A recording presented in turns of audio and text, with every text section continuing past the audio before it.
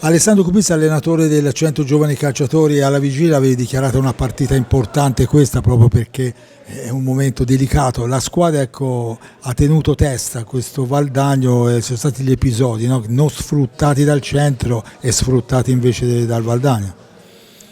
Ma i ragazzi sono stati bene in campo, hanno dato tutto quello che avevano. Logicamente le partite si vincono per episodi per cose fatte bene.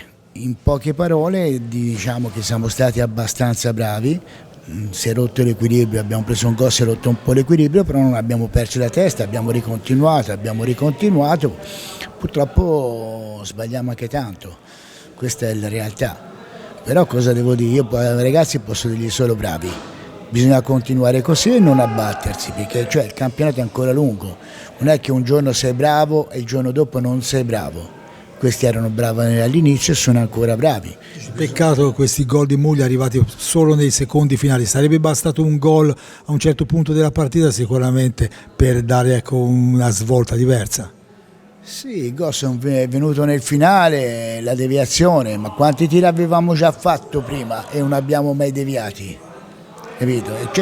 Sono queste piccolezze, una ribattuta che non la prendiamo, il passaggio col tiro di prima che viene in una certa maniera, però va bene, quello che mi fa un po' rabbia è che questi ragazzi si deprimono, che non va bene, loro devono essere convinti di continuare ancora così, ma sapevo quando si è preso questa squadra che non era semplice salvarsi, è semplice, è difficile, ma noi abbiamo i mezzi per poterlo farlo e bisogna continuare a lottare con ogni partita. Poi in telecronaca abbiamo sottolineato l'assenza pesante di Federico Mura, no? Ingenuo chiaramente per prendere queste 4 giornate, ma insomma averlo o non averlo fa la sua differenza, no?